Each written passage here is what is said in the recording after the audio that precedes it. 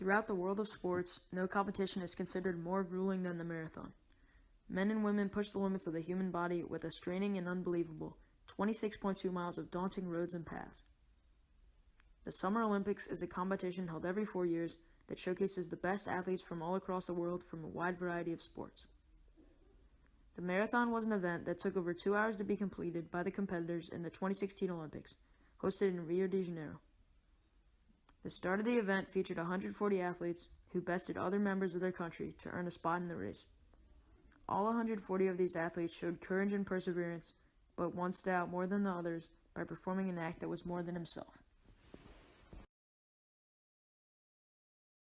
Feyisa Lilesa is an Ethiopian runner born on February 1st, 1990, and is currently 27 years old. Feyisa is from Jeldu, a small town in Ethiopia, which is a small country on the Horn of Africa, with the capital of Addis Ababa. Ethiopia is bordered by Kenya, which is home to the only man to beat Lilesa in the Rio Olympics, Eliud Kipchoge.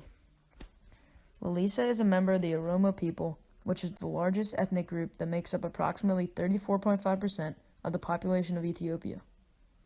However, the Oromo have recently been the target of many government attacks and prejudice. Starting in November 2015, there were waves of mass protests, mainly by the Oromo, over the expansion of the municipal boundary of the capital, Addis Ababa. Feyisa Lilesa made his mark on the 2016 Rio de Janeiro Olympics when he crossed the men's marathon finish line in second place with his hands raised above his head in a cross fashion. Many watching the event from all around the world did not understand the gesture's significance. However, the Ethiopian government and its people knew the symbol to be the most common form of protest against the government's oppression and cruelty towards the Oromo people. Feyisa Lilesa's stand caused a huge controversy at the Rio Olympics.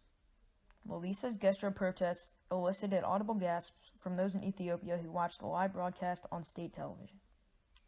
His stand also influenced people to carry out over 200 peaceful protests across the Oromo region, but their protests turned violent, causing the death toll to skyrocket from hundreds to thousands, filling the street with bloodshed, thus causing the Ethiopian government to censor Feyisa Lilesa's protests at the finishing line of the marathon and any replays of the Rio Olympic Marathon. Not only that, his stand immediately spread awareness of the oppression that the Oromo people in Ethiopia are facing. Out of sympathy, people sent donations to Feyisa for his cause and his heroic protest. Within the first few hours of his political gesture, Lilesa reached his goal of $10,000 and quickly rose $40,000 for his cause by the end of day one. Lilesa's heroic actions allowed the world to see the prevailing problem of oppression in Ethiopia. The Ethiopian government said he was a hero, but in actuality, the government viewed Lilesa as a terrorist and would kill him or jail him for life if he returned home. You're worried about being detained, or you said you could get killed for doing the protest when you go back. Are you worried? Can you talk about your fears? No, I go there. I don't. If I go to Ethiopia, automatically they kill me. The what? They kill me. They will kill you? Yes.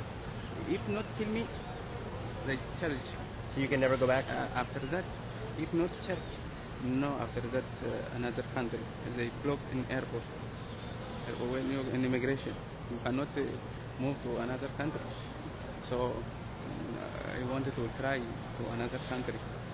Since he could not return home to Ethiopia, he stayed in Rio for another 30 weeks at the Olympic and then traveled on a U.S. visa to Arizona.